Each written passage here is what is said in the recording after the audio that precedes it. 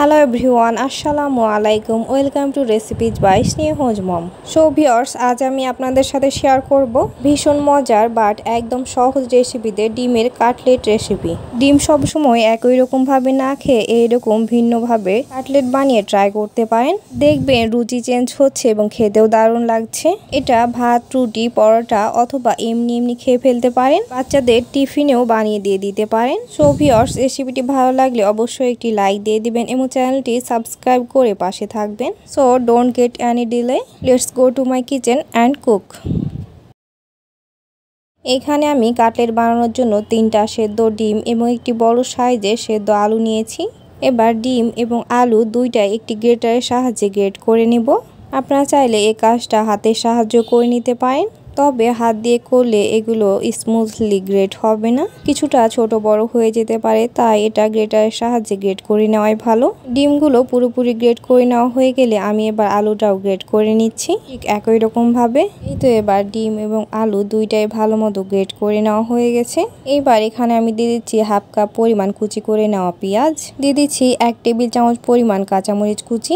ঝালের জন্য আপনারা এই পরিমাণটা বাড়িয়ে কমে নিতে পারেন। এবার এখানে দিয়ে দিলাম হাফ চা চামচ পরিমাণ হলুদের গুঁড়া, ধনিয়া গুঁড়া দিয়ে দিচ্ছি হাফ চা চামচ পরিমাণ এবং ভাজা জিরে গুঁড়া দিয়ে দিচ্ছি হাফ চা চামচ পরিমাণ, গরম মশলা গুঁড়া দিয়ে দিচ্ছি হাফ চা চামচ পরিমাণ, মরিচের গুঁড়া দিয়ে দিচ্ছি 1 চা চামচ পরিমাণ, লবণ দিয়ে দিচ্ছি হাফ চা চামচ পরিমাণ এবং বেসন দিয়ে দিচ্ছি 1/4 কাপ পরিমাণ।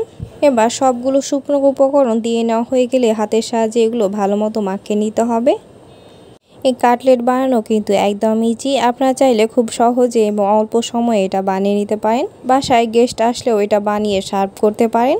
আর ডিমের এই কাটলেট পোলাও অথবা বিরিয়ানির সাথেও সার্ভ করতে পারেন, খেতে কিন্তু দারুণ লাগে।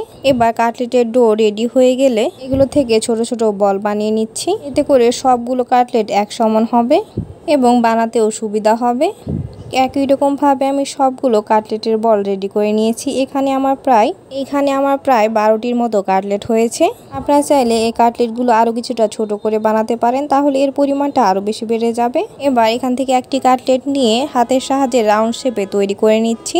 এবার এটা রাউন্ড শেপে তৈরি হয়ে গেলে 2 হাত দিয়ে চেপে চ্যাপ্টা আকৃতির শেপ দিয়ে নিচ্ছি। আপনারা চাইলে এটা স্কোয়ার অথবা অন্য যে কোনো শেপে তৈরি করে নিতে পারেন।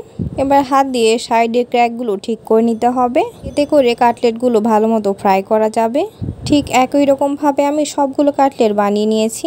এবার এগুলোকে ফ্রাই করে নিব। কাটলেটগুলো ফ্রাই করে নেওয়ার জন্য চুলায় একটি প্যান বসিয়ে দিয়েছি এবং প্যানটা গরম হয়ে আসলে এখানে দিয়ে দিচ্ছি 3 টেবিল চামচ পরিমাণ সাদা তেল। এবার তেলটা গরম হয়ে আসলে প্যানের হ্যান্ডেলটা ধরে তেলটা চারিদিকে স্প্রেড করে নিচ্ছি। এইবার একে একে সবগুলো কাটলেট এর মধ্যে দিয়ে দিব।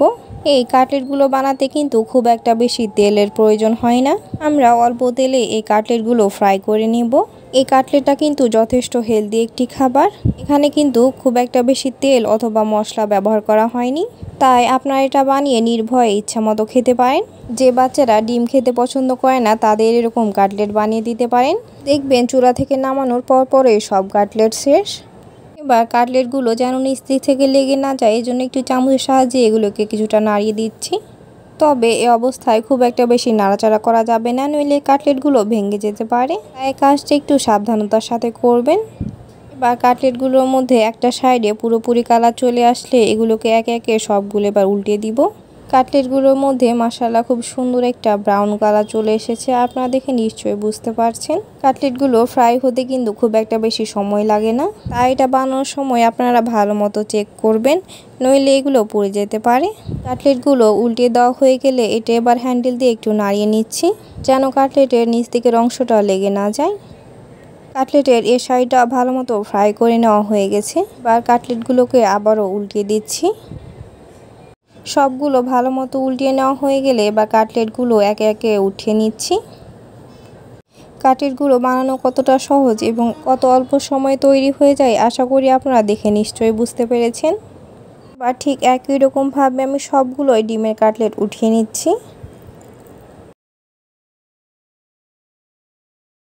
এবার এই কাটলেটগুলো কিছুটা কম ফ্রাই হয়েছে বলে এই কাটলেটগুলো আবারও কিছুটা ভেজে নিচ্ছি। এবার এই কাটলেটগুলোর মধ্যেও মাশাআল্লাহ অনেক সুন্দর কালার চলে এসেছে। এবার এগুলোকে উল্টিয়ে দিচ্ছি।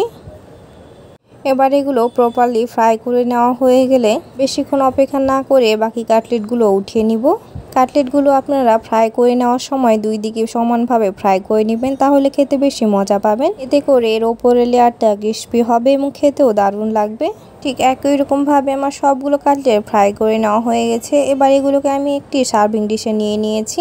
এই তো এবার তৈরি হয়ে গেছে দারুণ মজাদার ডিমের কাটলেট। যেই দিন কিছু রান্না করতে ইচ্ছা হবে না, সেই দিন এইরকম ডিমের কাটলেট বানিয়ে ভাতের সাথে খেতে পারেন, দেখবেন অসাধারণ লাগছে খেতে।